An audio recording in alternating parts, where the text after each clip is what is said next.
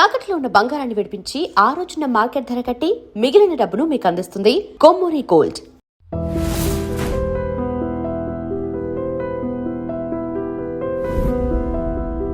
Sir, జనరల్గా మీ day ఎలా start అవుతుందండి? మంచి ప్రశ్న, ఎంతవరకు ఎక్కువ మంది అడిగిన ప్రశ్న. 5:30కి లేస్తాను, 5:20కి లేస్తాను. ఎందుకంటే 10:20కి పడుకుంటాను సరిగ్గా. 7 గంటల లెక్క, మధ్యాహ్నం గంట లెక్క, మధ్యాహ్నం 1:30, 2:30. అందులో సాధారణంగా తేడా ఉండదు. 10 నిమిషాలు అటు ఇటు ఉండొచ్చు, కానీ తేడా ఉండదు అసలు. ఆ గంట సేపు మధ్యాహ్నం, రాత్రి 7 గంటలు, 10:20, 5:20. సరే, 6:30 వరకు కాలకృత్యాలు, స్నానపానాలు సరిపోతే ఏమీ కాఫీ టీలు కానీ ఏమీ పుచ్చుకోవడం ఉండదు. 6:30కి టీవీలో వచ్చే నా కార్యక్రమం వీలైతే నేనే చూస్తాను ఇంట్లో ఉంటే. ఎందుకంటే మనం శ్రోతగా వినడం వేరు, చెప్పడం వేరు. ఇప్పుడు ఎక్కడెక్కడ శ్రోతలు ఇబ్బంది పడతారో, సాగదీసాం అనుకుంటారో, లేదా చెప్పలేదు అనుకుంటారో, ఇంకా చెప్పాల్సింది అనుకుంటారో, అవన్నీ మనకు తెలుస్తాయి. అందువల్ల వీలైతే చూస్తాం. లేకపోతే వేరే ఊళ్ళో ఉంటే ఇంక మళ్ళీ ఏదో యూట్యూబ్ చూడడం, లేకపోతే ఏదో స్మార్ట్ ఫోన్ పెట్టుకోవడం, ఇవన్నీ అసలు మనకు లేవు. ఇంకా ఏదో హోటల్లోనే ఎక్కడ ఉంటే టీవీలు కుదరదు. ఎవరింట్లో ఉన్నా పొద్దునే వెళ్ళి టీవీ పెట్టమని చూస్తే అక్కడి నుంచి వాళ్ళు కాఫీ పట్టుకొస్తారు, అక్కడి నుంచి పత్రిక వస్తుంది, ఇంకేమన్నీ కుదరవు. ఏదో వారంలో 1-2 రోజులు కుదిరి చూస్తాను, లేకపోతే వెంటనే నా జపానికి నేను వెళ్ళిపోతాను. సరే, సహజంగా మనకి కులాచారం ప్రకారం వచ్చిన సంధ్యావందనం ఉంది, అది గాయత్రి జపం. అది అయిపోయాక 8 వరకు పూర్తిగా నా జపదపాలు, పారాయణలు ఉంటాయి. నాకు పొద్దున్న సంధ్యావందనం తర్వాత నేను చేసేది ప్రత్యేకమైన జపం ఏం లేదు, గాయత్రి జపం ఒకటే. తర్వాత ఎక్కువ పారాయణ చేస్తాను. అంటే పారాయణ అంటే మళ్ళీ ఒకటే రోజు విష్ణు సహస్రం, రోజు లలిత సహస్రం ఇలా నియమంగా చదవడం కాదు, గ్రంథ పఠనం అనాలి దాన్ని, పారాయణ అనడానికి లేదు. గంటలో 6 పుస్తకాలు చదువుతాను. ఒకటి శివపరమైంది, ఒకటి విష్ణుపరమైంది, ఒకటి అమ్మవారి పరమైంది. మన హిందూ ధర్మంలో వీళ్ళు ప్రధాన దేవతలు, ఈ ముగ్గురు. ఇంకొకటి ప్రత్యేకం 10 నిమిషాలు శంకర సాహిత్యం, శంకరాచార్య సాహిత్యం. తెనాలి సాధనా గ్రంథ మండలి వాడు 21 పుస్తకాలు వేశాను. భగవంతుడి దేవల్ల ఆ 10 నిమిషాల సమయం పెట్టుకోవడం వల్ల నేను సుమారుగా హైదరాబాద్ వచ్చాక మొదలుపెట్టిన ఆ సాహిత్యాన్ని 8 ఏళ్లలో 21 పుస్తకాలు పూర్తి చేశాను. ఒక్కొక్కటి 400 పేజీలు ఉందే పుస్తకం. ఒక్కొక్కటి 400 పేజీలు ఉంటుంది. రోజుకి 10 నిమిషాలు మాత్రమే కేటాయించి నేను 8 ఏళ్లలో 21 × 400 అన్ని పేజీలు పూర్తి చేశాను. అలాగే శంకర సాహిత్యం ద్వారా యోగ వాసిష్టం నాకు బాగా ఇష్టమైన గ్రంథం. నాకు పూర్తి నిశ్చింతైన జీవితాన్ని ప్రసాదించిన గ్రంథం. నిజంగా వాల్మీకి మహర్షికి, వశిష్ఠ మహర్షికి నేను రుణపడి ఉన్నాను. నిజంగా దాన్ని రచించింది వాల్మీకి, చెప్పింది వశిష్ఠుడు. అది నా మీద ప్రభావం చూపించినంతగా మరి ఏ గ్రంథం చూపించలేదు. నా జీవితం కూడా నా మీద అంత ప్రభావం చూపించలేదు, ఆ గ్రంథం అంత చూపించింది. దాని గురించి నేను చిన్నతనంలో విన్నది ఏమిటంటే, ఈ చదివినవాడు పిచ్చాడు అయిపోతాడు, లేదా మహాజ్ఞాని అవుతాడు. అయితే మహాజ్ఞాని అవుతాడు, లేదా పిచ్చివాడు అయిపోతాడు. మా ఊళ్ళోనే అటువంటి పుస్తకం చదివి పిచ్చాడు అయిన వాడు మేము చూసాం. ఈయన ఎందుకు ఇలా పిచ్చాడు అయ్యాడని మా అమ్మని అడిగితే, ఫలానా గ్రంథం చదివి ఇలా అయ్యాడు అని చెప్పింది. ఏముంది అసలు ఆ గ్రంథంలో మీరు చదివాను? మొత్తం జగన్ మిథ్య అని ఉంటుంది. బ్రహ్మసత్యం, జగన్ మిథ్య. శంకరాచార్య చెప్పిన సిద్ధాంతం వేదంలో ఉన్నదే. కానీ చాలా పచ్చికి నిజాలతో, మనం మొహం బద్దలైపోయే నిజాలతో చెప్తాడు. ఇది నువ్వు ఒప్పుకోకపోవచ్చు, కానీ సత్యం అంటాడు అంతే. అందరూ చదవచ్చు అంటారా? అందరూ చదవచ్చు, కానీ అంటే దానికి తగిన పరిపక్వత ఉండాలి. ఇప్పుడు ఆ పరిపక్వత లేకుండా చదివితే పిచ్చాడు అవుతారు. మా ఊళ్ళో నాయుడు అని ఒక ఆయన ఉండేవాడు. ఆయన ఇలా పాపం తిరుగుతూ ఏదో ఆయనలో పద్యాలు పాడుకుని మాటలు పాడుకునేవాడు. అతను అందరూ పిచ్చివాడు అనేవారు. మా అమ్మని ఏమిటమ్మా అతను అంటానంటే, అతను 2 పుస్తకాలు చెప్తారా, యోగ వాసిష్ఠం అంటే అదొకటేను, సీతారామాంజనేయ సంవాదం అని ఒకటి ఉంది తెలుగులో. పరశురామ పంతులు లింగమూర్తి గురుమూర్తి గారు రచించాడు. అంటే సీతాదేవి, హనుమంతుడు కలిసి రామతత్వం గురించి చర్చిస్తాను. సీత చెబుతూ ఉంటుంది, హనుమంతుడు వింటూ ఉంటాడు, ప్రశ్నిస్తూ ఉంటాడు. ఈ 2 చదవడం వల్ల వాడు ఎలా అయ్యాడని అంటున్నాడు రా. నాకు అప్పటి నుంచి ఆ 2 చదవాలని పట్టుదల. చదవలేదు ఇంకా మీరు? 2 ఎప్పుడు 2 చదివాను, అయినా కాలేదు. అదేంటున్నాను మరి, అయ్యారో లేదా ఆవిడ చెప్పాలి. ఇప్పుడు నేను కాలేదని నాకు లేదండి, మీరు పిచ్చాడనంటే నేను చేయగలిగిందండి. ఆవిడ చెప్పిందే నిజం. మన గురించి మనం ఏమనుకుంటాం అన్నదానికంటే ఎదుటి వాళ్ళు ఏమనుకుంటారు. పోనీ ఎదుటి వాళ్ళు అంటే ఇప్పుడు మీ పోటుగాడు ఎప్పుడో పరిచయం అవుతారు. ఆవిడ ఇచ్చి కాపురం చేస్తున్నది. లేదంటే నేను ఖాయంగా పిచ్చివాడని ఆవిడంటే మాట్లాడడానికి వెళ్ళలేదు నేను. అదే నిజం. కానీ కాలేదు. ఏమంటారమ్మా మీరు? సార్ మీ మీదే వదిలేరు. ఆవిడ ఎవరుంటుందో నాకు తెలియదు, కానీ నేను ఎలాంటప్పుడు జోక్ వేస్తాను సహజంగా. నన్ను పిచ్చాడని ఆవిడ అందనుకోండి, కాకపోతే నేను ఎందుకు చేసుకుంటాను అయిపోయా. కాబట్టి నన్ను చేసుకున్నారు, మంచివాడు అయితే నేను ఎందుకు చేసుకుంటాను, ఇంకేముంది, గొడవ లేదు అంతే. దానికి అది ఆ ప్రభావం అలా ఉంటే నాకు అప్పటి నుంచి చదవాలని పట్టుదల. ఈ సీతారామాంజనేయ సంవాదం అనేది నేను అప్పుడే చదివా, 18 ఏళ్ళ వయసులోనే చదివా, తెప్పించుకుని చదివా, ఏం కాలేదు.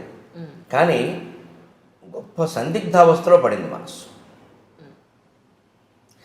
ఏదో అపూర్వమైన సత్యం ఉంది, మన స్థాయికి మనకు అర్థం కావట్లేదు జగత్తు గురించి, అదే మనం ఇంకా చదవాలి. ఈ అండంలో ఏమైందంటే మనస్సు హేతుబద్ధత లేనిది మనం అంగీకరించొద్దు అనే నియమానికి వచ్చేసింది, ఆ ఆలోచనకు వచ్చేసింది. అందుకే 18 ఏళ్ల ప్రాయంలో నేను నాస్తిక్ గ్రంథాలు, కమ్యూనిస్ట్ గ్రంథాలు కూడా చదివాను. క్యాపిటల్ చదివాను, రంగనాయకం గారి పుస్తకాలు చదివాను, శ్రీశ్రీ రచనలు చదివాను, చలం పుస్తకాలు చదివాను, విస్తృతంగా చదివాను. ఇంకా చదవడం అంటే అప్పటికి ఇప్పటికీ ఒకటే అలవాటు, పట్టుకోవడం. ఇంకా అయితే అప్పటికి ఇప్పటి తేడా ఏంటంటే అప్పుడు ఒక పుస్తకం పట్టుకుంటే అదే చదువుతూ ఉండేవాడిని. ఇప్పుడు అలా కాకుండా నా మనస్సు నేను నిగ్రహించుకుని ఏ పుస్తకం అరగంట మించి చదవను, నా ప్రణాళిక నాకు. అక్కడ మనసు ఆపుకుని, అది ఎంత రసవత్తరంగా ఉన్నా సరే అక్కడ ఆపు, లేదా ఎంత విసుగొస్తున్నా సరే అది చదవాలి అనుకుంటే చదవాల్సిందే, విసుగు వచ్చినా సరే. అది ఎంత రసవత్తరంగా ఉన్నా ఆపేయాలంటే ఆపేయాల్సిందే. మన మనసు మీద మనకు నియంత్రణ లేకపోతే ప్రపంచంలో ఏం చేయాలి. ఇవాళ ప్రపంచంలో అనేక సంక్షోభాలకు అదే కారణం. వ్యక్తి జీవితం పాడవడానికి కానీ మొత్తం ప్రపంచ యుద్ధాలకైనా మనస్సు మీద నియంత్రణ లేకపోవడమే కారణం. ఆ నియంత్రణ నాకు శివానంద లహరి చదివాక కలిగింది. అందుకే నాకు శివానంద లహరి చాలా నా జీవితాన్ని మొత్తం ఇలా మార్చేసిందని చెప్పచ్చు. అలాగా ఉండడం వల్ల ఆ యోగ వాసిష్టం తర్వాత నేను పూర్ణకి దాన్ని సంపాదించాలని చూస్తుంటే విచిత్రంగా ఎక్కడో దొరకలేదు నాకు అది. ఎందుకంటే ఎప్పుడో 100 ఏళ్ల క్రితం వెన్నెలకంటి సుందరరామ శర్మ గారిని ఒక ఆయన తెలుగు వచనంలో రాశారు దాన్ని. ఆ మూలం ఎక్కడో ఉందేమో, ఎక్కడో దొరకలేదు నాకు. సరే తర్వాత ఉద్యోగాలు, మారడాలు, ఏవో ఇవన్నీ వ్యవహారాలు అంత శ్రద్ధ చేయలేకపోయాను. తర్వాత మళ్ళీ చదవాలనే తృష్ణ కలిగాక చాలా విచిత్రంగా ఏదో ఉయ్యాల్లో పిల్లాన్ని పట్టుకుని ఊరంతా తిరిగామన్నట్టుగా మా ఇంట్లో మా నాన్నగారు ఇచ్చిన 30 పుస్తకాల్లో అది ఉంది. ఆ పుస్తకాలు ఏవో తాటాకు పుస్తకాలు ఎక్కువ ఆయన ఇచ్చినవి, తాటాకు పుస్తకాలు. మరి మనం ఏం చదువుతాం, ఎవరికో ఇద్దాం లేనట్టుగా ఉండి ఒకటి, తర్వాత అశ్రద్ధ వల్ల కొంత ఏదైనా ఆప్ చేసాం. సరే ఆయన వేద మా నాన్నగారు వేద పండితుడు, అవధాని, వేదంలో అవధాని అంటారు. వేద సంబంధమైన పుస్తకాలు మనకెందుకు వచ్చి మనం ఏమైనా చదవలేదు, ఏదో తప్పు స్వరంతో చదివితే లేనిపోని ఇబ్బందులని అలాంటి పెట్టారు. అనుకోకుండా ఉన్న ఆ పుస్తకాల్లో ఇంచుమించు ఒడిగిపోతూ పుస్తకం పేజీ ముట్టుకుంటే చినిగిపోయేలా ఈ పుస్తకం దొరికింది. యోగ వాసిష్టము, ఇలా వెన్నెలకంటి సుందరరామ శర్మ అనువాదము. ఇదేమిటి ఇక్కడ పెట్టుకున్నాం మనం దీన్ని అని వెంటనే నేను అప్పుడు చదవడం మొదలుపెట్టాను. అప్పటికి 47 వయసు వచ్చేసింది. ఈ సీతారామాంజనేయ సంవాదం ముందే చదివాను, కానీ ఇది చదివాను. అప్పుడు మొత్తం ప్రపంచం ఎలాగా విడిపోయింది అంతే. నాకు ఒక ప్రయోగశాలలో ఓ పుష్పాన్నో వస్తువునో అడ్డుకోత నిలువుకోత గీసేసి బకాలుగా విడదీసి పరిశోధన చేసి ఇదండి దీని విషయం అని బయట పెట్టేస్తాడు శాస్త్రవేత్త. నాకు జగత్తుకు సంబంధించిన విషయం అంతా బయట పడిపోయింది అంతే. ఇది నథింగ్, దీని గురించి మనం ఆలోచించాల్సింది లేదు. ఏదో నిర్ణయించబడిందో అది నడవని మనం చేయాల్సింది ఏదో చేద్దాం. దేనికి చింతించాల్సిన పని లేదు, దేనికి పొంగిపోవాల్సిన పని లేదు. అప్పటికి నేను సహస్రావధానం కూడా చేసేసాను. సరే, ఇన్ని పుస్తకాలు చదివిన తర్వాత ఇప్పుడు మీకు మొత్తం అంతా అర్థమైంది అన్న దాంట్లో మేము అర్థం చేసుకోగలిగే పాయింట్ ఏదైనా, ఒక చిన్న విషయం ఏదైనా చెప్పగలుగుతారు మన మధ్యలో ఆపండి, సామాన్య ప్రజలకు అర్థమయ్యేలాగా? ఒక్క మాటలో చెప్పాలంటే, తనలో తాను రవంత మారడు జగత్తత్వంబు మార్పంగ ఆతని సంసారము సంపదల్ సమయమున్ తత్వార్థ విజ్ఞానమున్ వెనుకన్ ముందట చూడక అర్పణముగా వింసు మహామూర్ఖుడు. తనలో తాను రవంత మారడు జగత్తత్వంబు మార్పంగ ఆతని సంతానము సంపదల్ సమయమున్ తత్వార్థ విజ్ఞానమున్ వెనుకన్ ముందట చూడక అర్పణముగా వింసున్ మహామూర్ఖుడు. ఇతనికిన్ లోనికి చూచు శక్తి నిడుమా తన్మూలమా దైవమా. ఇది నేను గ్రహించిన సారాంశం. ఎవరైనా గ్రహించవచ్చు. మనలో చాలామంది ఎక్కడ పొరపాటు పడతాం, వ్యక్తిగత జీవితం సామాజిక జీవితం అని 2 ఉంటాయని నేను అనుకోను. రెండు ఉంటాయని నేను అనుకోను. వ్యక్తిగత జీవిత ప్రభావం సామాజిక జీవితం మీద ఉంటుంది, సామాజిక జీవిత ప్రభావం వ్యక్తిగత జీవితం మీద ఉంటుంది. ఏదో ఒక గీత గీయడం కోసం మనం కొన్ని విషయాలు చెప్పడం ఇష్టం లేక ఇది నా వ్యక్తిగతమని దాచొచ్చు, అవసరం కూడా లేకపోవచ్చు ఎదుటి వాళ్ళకి. కానీ నిజానికి దాని ప్రభావం మాత్రం మన సామాజిక జీవితం మీద కూడా ఉంటుంది ఖచ్చితంగా. అలా అంత ఖచ్చితంగా విడదీయాల్సిన పనేం లేదు. ఆ వ్యక్తి చేస్తున్న పొరపాటైనా ప్రపంచం చేస్తున్న పొరపాటైనా ఏమిటంటే ఎవరికి వాళ్ళు పరిశీలించుకోవడం లేదు, తనలో తాను మారడు. ముందు నా బాధ్యత నేను చేస్తున్నాను, నా జీతం తీసుకుంటున్నాను కదా, నాకు లంచం తీసుకునే పని ఏమిటి అసలు, ఎందుకు తీసుకోవాలి నేను? ఈ జీతం నాకు సరిపోతుంది. ఇవాళ ఉద్యోగాల్లో, ప్రభుత్వ ఉద్యోగాల్లో జీతాలు ఎవరికి తక్కువే లేవు. ఉపాధ్యాయులకు కూడా ఇప్పుడు కొత్తగా చేరిన ఒప్పందపు ఉపాధ్యాయులు కూడా 10,000 వస్తుంది. కానీ అలా తీసుకోకపోతే చేతకాని వాడు అంటున్నారు కదా సార్. అలా తీసుకోకపోతే వీడి చేతకాని వాడు ఈ ప్రపంచంలో బతకలేడు. అక్కడే ఆలోచించాల్సింది ఏంటంటే వాడెవడో అన్నది మనకి సర్టిఫికెట్ అమ్మా అంటున్నారు కదా మీరు. ఎవరు అంటున్నారు? మన పక్క వాళ్ళు, మన పై వాళ్ళు. వారు మనకి సర్టిఫికెట్ ఇస్తారా చేత కాదని, చేతనవనని? వాడెవరు అసలు? వారి స్థాయి ఏంటి? మనం దానికి ఎందుకు వంగిపోవాలి? ఇలా మాట్లాడడంలో మీరు మరోలా అనుకోకపోతే ఒక నాటకం ఏంటంటే ఈయనకి తీసుకోవాలి నుండి అలా సమర్థించుకుంటున్నాడు. ఈ మనిషికి లంచం తీసుకోవాలి నుండి, తప్పు చేయాలి నుండి, చేయకుండా ఉండలేని బలహీనత ఒకటి ఉండి దాన్ని సమర్థించుకుందుకు ఏమంటాడంటే ఇలా ఉండకపోతే లోకంలో బతకలేమండి అంటున్నాడు తప్ప నిజంగా బతకదలుచుకుంటే ఉండక్కర్లేదు. ఆయన ఇష్టం వచ్చినట్టే ఉండొచ్చు. అంతగా ఇప్పుడు ఒక లంచం తీసుకోకపోతే నేను చంపేస్తా అన్నంత పరిస్థితి ఎక్కడైనా ఉందా? అలా లేదమ్మా, ప్రలోభ పెడుతున్నారు అంతే. ప్రలోభాన్ని కాదనొచ్చు. పోనీ ఏ కృష్ణా బ్యారేజీ మీద ఆపేసి నలుగురు గొడ్డళ్ళు వేసుకుని వచ్చి తీసుకుంటావా, చంపేయమంటావంటే నా ప్రాణం కోసం తీసుకున్నానండి అంటే ఓకే, ఒప్పుకుందాం. అంత పరిస్థితి ఉన్నవాడు చూపించమనండి. ఇవన్నీ చెప్తారండి, నాటకాలండి ఇవన్నీ. అది అదే మూలం. అది నాకు వేదాంతం ద్వారా మొత్తం ఎన్ని గ్రంథాలు చదివినా సారాంశం ఏం తెలిసిందంటే మనిషి తనలోకి తాను చూసుకోవాలి తప్ప, తనలో తాను మారాలి తప్ప బయట మార్చాల్సింది ఏం లేదు అసలు. ఎవరికి వాళ్ళే. మీరు సమాజానికి అనుకూలంగా దేశభక్తితో, దైవభక్తితో మీరు, నేను, ఈవిడ ఉంటే ముగ్గురు వ్యక్తుల జీవితాలు బాగుండలేదండి. ఒక 300 మంది ఉంటే బాగున్నట్ట, 3 లక్షల మంది ఉంటే బాగున్నట్ట. తప్పించుకుందుకు మాట్లాడుతున్నాం మనం ఇవన్నీ. మొత్తం కృష్ణమూర్తి గారి తత్వం ఉంటో చదివాను నేను సుమారుగా, జిడి కృష్ణమూర్తి గారు. ఆయన మొత్తం చెప్పింది ఇది. నీ గురించి ఎందుకు ఆలోచించావు నువ్వు ఇది చేయడానికి అభ్యంతరం ఏంటి?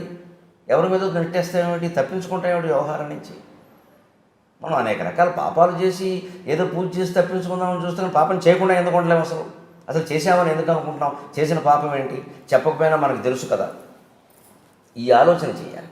అందుకని మనిషి ఎంతసేపు సంఘసేవ అని, అదని ఇదని, ఏదో సంస్థలు పెట్టమని, ఆధ్యాత్మిక సంస్థలని, ట్రస్టులని అవి ఇవి పెట్టి తన సంపదని, సంసారాన్ని, సమయాన్ని మొత్తం అంతా దానికోసం వెచ్చిస్తాడు.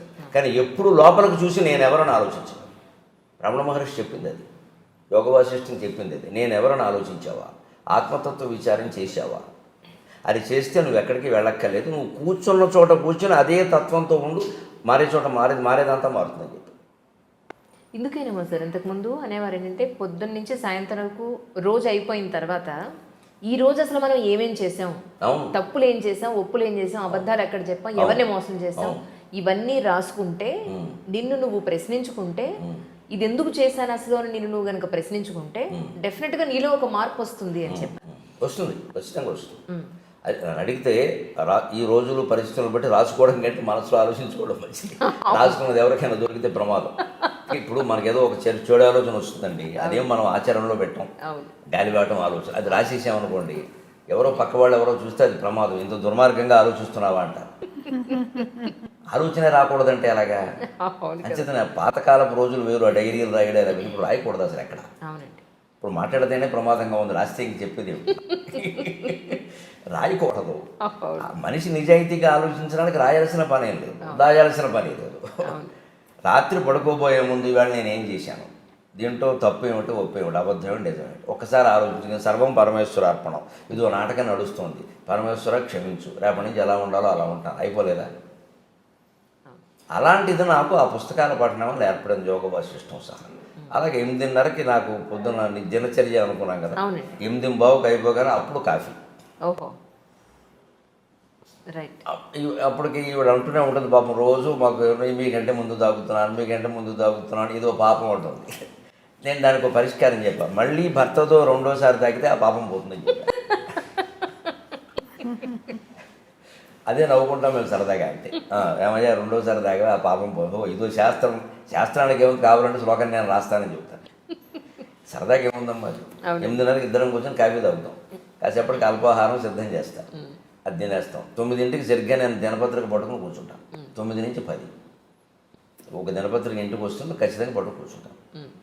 ఆ పత్రికలో అంతకుమించి మాత్రం చదవక్కర్లేదు. ఇంకా ఒకసారి ఒక 10 నిమిషాల ముందే అయిపోతుంది. అవి చదువుతాను. ఏదైనా మనకి గ్రహించాల్సింది ఉంటే గ్రహించాలి, లేదా ఒకవేళ చెప్పాలి సభలో కానీ ఇంకో టీవీలో కానీ చెప్పాలంటే తప్పనిసరి అయితే చెప్పడం, లేకపోతే వదిలేడు. ఇదివరకు కూడా ఏదో విశేషమైన వార్తలు చెబుదాం, అలాగా సంచలనం అన్నట్టుగా మనస్సు ఆలోచించేది. కానీ ఆధ్యాత్మిక పరిపక్వత కారణంగా ఈ మధ్యన మనస్సు ఆ సంచలనాల గురించి ఆలోచించట్లేదు అసలు. అది పూర్తిగా 100% అవసరం, ఉపయోగపడుతుందంటే చెబుదాం, లేదా వద్దు. ఎందుకంటే ఇవన్నీ నిందించడం వల్ల, విమర్శించడం వల్ల కలిసి వచ్చేది ఏం లేదు. ఎవడూ మారడం, మనకు శత్రువులు పెరగడం తప్ప దానివల్ల కలిసి వచ్చేది. అది కూడా అర్థమవుతుంది, క్రమంగా అర్థమవుతుంది. ఇప్పుడు ఆ వ్యక్తిని విమర్శించడం కాదు, ఆ వ్యక్తిలో మార్పుకు మనం కూడా అవకాశం ఇవ్వాలి. ఎవరికైనా 10ంటికి అయిపోయినందుకు 10:30 ఖచ్చితంగా నేను చేయదలుచుకున్న వాళ్ళందరికీ ఫోన్లు 10:30కి చేస్తాను ప్రతిరోజు. ఇంకో సమయంలో నా నుంచి ఫోన్ రాదు. ఖచ్చితంగా 10:30 ఉదయం 10:30, రాత్రి 8:30. నేను ఎవరికైనా చేయదలుచుకుంటే నా దగ్గర నా జేబులో ఉండే కాగితం మీద ఎవరికి ఫోన్ చేయాలో రాసుకుంటాను. నేను వెంటనే చేయను, ఇక్కడ రాస్తాను. ఇదొక బుక్లెట్, 8 పేజీలు ఉంటాయి ఇందులో. ఇది కూడా ఇది వాడేసిన రైల్వే టికెట్. వేస్ట్ వృధా చేయకుండా ఇది 8 మడతలు పెట్టి దీనికి నెంబర్లు వేసి దీని మీద ఎవరో వెంకట్రావుకి ఫోన్ చేయాలి, వెంకట్రా అని రాసుకుంటాను నేను. అది పొద్దున్న 10:30కైనా చేస్తాను, ఎందుకంటే ఆయన ఆఫీసులో ఉంటే దొరుకుతాడు.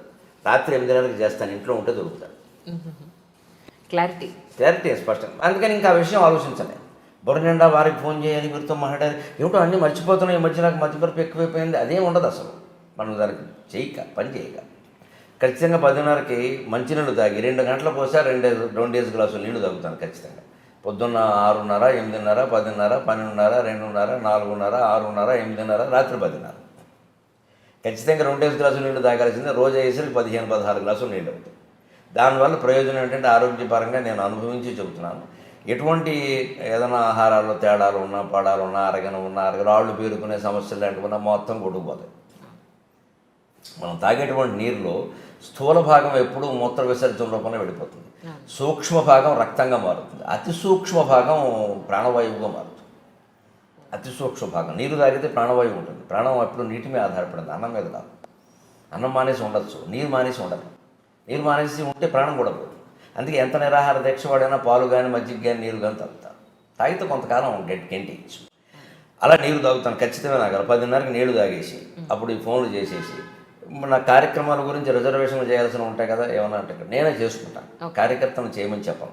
ఎందుకంటే వాళ్ళు మనకి తర్వాత ప్రోగ్రామ్ ఎక్కడ ఉందో వాళ్ళకి తెలియదు, వాళ్ళు ఊరికి చేసేస్తారు. మళ్ళీ అక్కడి నుంచి ఇంకో ఊరు పక్క ఊరు వెళ్ళాలంటే ఆ షెడ్యూల్ నా దగ్గర ఉంటుంది కాబట్టి చేసుకుంటాను.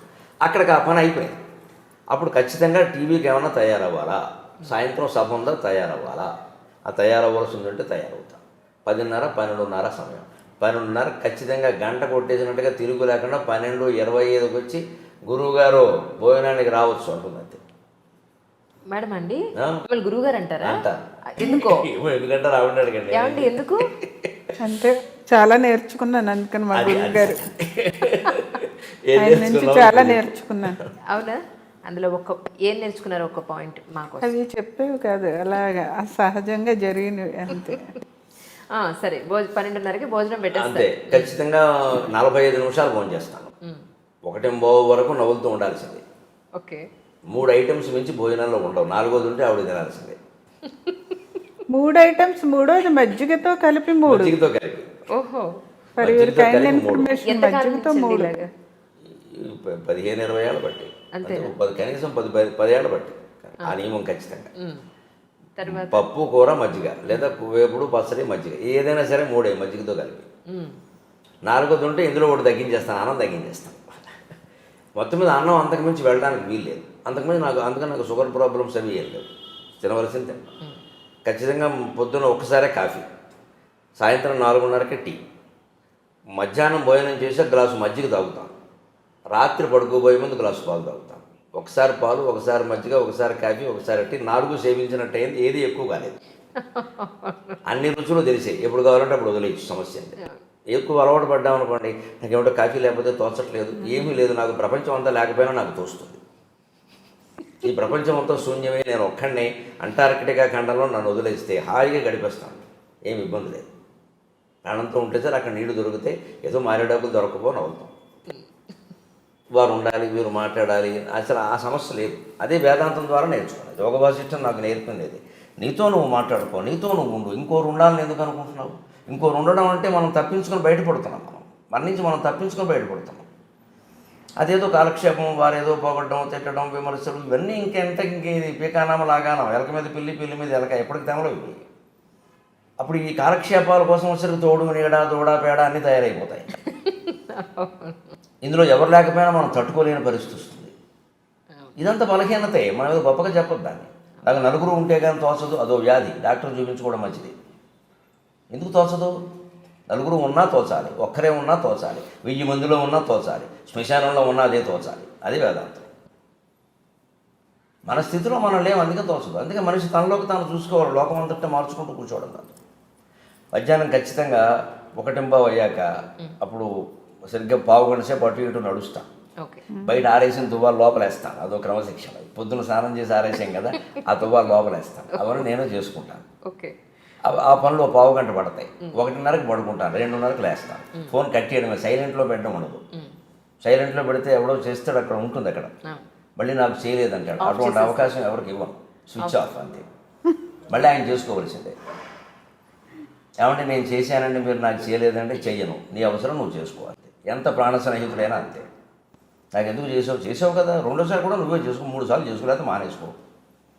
అంతేగాని ఏమనుకుంటాడు అనుకోని, బ్రహ్మ సత్యం జగన్ మిథ్య, నాకు అర్థమైంది అనుకుంటే మరీ మంచిది. ఇంకా ఆయన ఫోన్ చేయక్కర్లేదు, ఓ నెంబర్ తీసేయచ్చు. ఇది ఎవరి మీద కోపం కాదు, వ్యతిరేకత కాదు, పూర్తిగా జగత్తత్వం తెలుసున్న మనిషి ఇలాగే ఉంటాడు. నాకు తెలిసి నేను ఋషుల చరిత్రలు చదివాను, ఋషులందరూ ఇలాగే ఉన్నారు. అది మనం అలవాటు చేసుకోవాలి.